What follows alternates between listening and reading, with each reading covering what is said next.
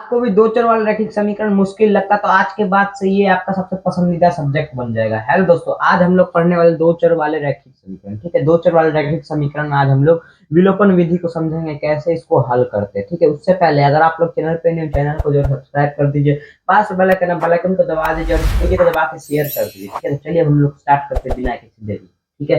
तो आज हम लोग पढ़ने वाले विलोपन विधि को आज हम लोग कैसे हल करते हैं वो आज हम लोग सीखेंगे, ठीक है। तो ये क्लास 10 का बहुत ही महत्वपूर्ण चैप्टर होने वाला, ठीक है। दो चर वाले रैखिक समीकरण ज्यादातर क्वेश्चन क्लास 10 के बोर्ड एग्जाम में इसी से आते हैं, ठीक है। तो आप लोग ध्यान से देखिए और वीडियो को पूरा देखिए, ठीक है। चलिए हम लोग स्टार्ट करते हैं, ठीक है। तो हमको यहाँ पे विलोपन विधि का दो समीकरण हमको यहाँ पे दिया हुआ, ठीक है। दो समीकरण हमको यहाँ पे दिया हुआ, दोनों समीकरण का सबसे पहले हमको क्या करना पड़ेगा, नाम करना पड़ेगा, ठीक है। उसका नाम हम लोग को लिखना पड़ेगा, दोनों का नाम हम लोग देते हैं, ठीक है। तो यहाँ पे दोनों समीकरण, ठीक है। तो एक का हम लोग नाम दे देते हैं समीकरण नंबर एक, ठीक है। तो हम लोग एक का नाम दे दिए समीकरण नंबर एक, ठीक है। अब हम लोग दूसरे का भी नाम समीकरण नंबर दो लिखते हैं, ठीक है।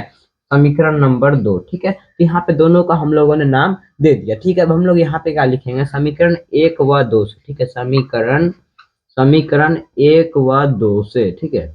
समीकरण एक व दो से, ठीक है। एक व दो से का मतलब है कि इसको यहाँ पे आप लोग दोनों समीकरण को उतार लीजिए, ठीक है। चलिए हम लोग दोनों समीकरण को यहाँ पे उतारते हैं, ठीक है। समीकरण एक यहाँ पे क्या है, 3x है, क्या है यहाँ पे 3x है, प्लस में यहाँ पे क्या है 4y है, ठीक है। बराबर में यहाँ क्या दिया हुआ 10 दिया हुआ, तो आप लोग यहाँ पे 10 लिख दीजिए, ठीक है। अब यहाँ पे समीकरण दो यहाँ पे क्या है 2x है, क्या है यहाँ पे 2x है, प्लस का यहाँ पे क्या है 2y है, ठीक है। बराबर में यहाँ पे क्या दिया हुआ 2 दिया हुआ, ठीक है। अब हम लोग यहाँ पे क्या करेंगे, गुना करेंगे, ठीक है। किससे किसको गुना करेंगे आइए हम लोग देखते हैं। यहाँ पे हम लोग गुना करेंगे, ठीक है। तो किससे किससे किसको गुना करेंगे आइए हम लोग देखते हैं, ठीक है। यहाँ पे दो है ना, यहाँ पे 2x है, यहाँ पे दो जो है दो को हम लोग ऊपर में गुना कर लेंगे, यहाँ पे 3 है तो यहाँ पे 3 को हम लोग नीचे में गुना कर देंगे, ठीक है।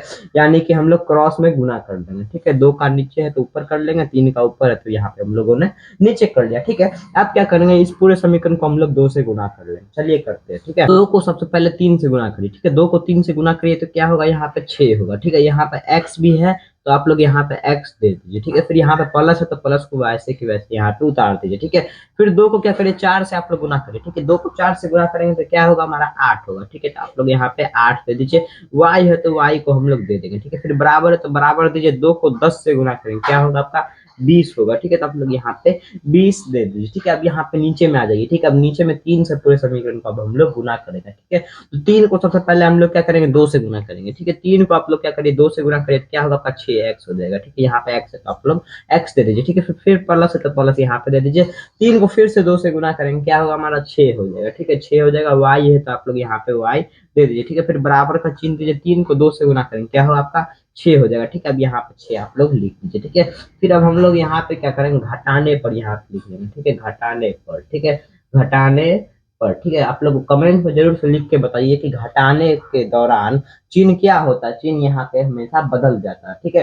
प्लस रहेगा तो माइनस हो जाएगा, माइनस होगा तो प्लस हो जाएगा, ठीक है। तो चलिए हम लोग करते हैं, ठीक है। यहाँ पे कोई भी चिन्ह नहीं है तो इसका मतलब यहाँ पे प्लस छुपा हुआ है, ठीक है। प्लस छुपा हुआ है, यहाँ प्लस है तो हम लोग यहाँ पे माइनस दे देंगे, ठीक है। अब देखिए यहाँ पर भी प्लस है तो हम लोग यहाँ पे माइनस दे देंगे, यहाँ भी प्लस है तो हम लोग यहाँ पे माइनस दे देंगे, ठीक है।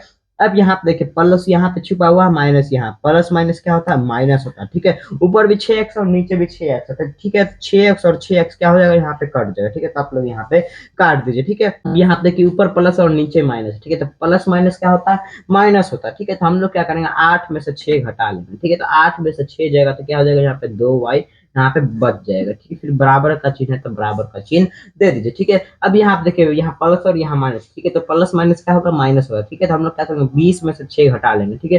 तो हमारा यहाँ पे क्या होगा, यहाँ पे हमारा 14 हो जाएगा, ठीक है। अब यहाँ पे हम लोग एक लाइन खींच लेंगे, क्या करेंगे एक लाइन हमारे हम लोग यहाँ पे खींच लेंगे, ठीक है। यहाँ 2y बराबर में 14 क्या है, यहाँ पे 2y बराबर में 14, ठीक है। अब यहाँ पे ये किस में गुना में, ठीक है। बराबर के उस साइड देगा किस में हो जाएगा भाग में हो जाएगा, ठीक है। तो y बराबर हम लोग यहाँ पे क्या लिखेंगे 14/2, ठीक है। अब इसको काट लीजिए, कितने से कटेगा 7 से कट जाएगा, ठीक है।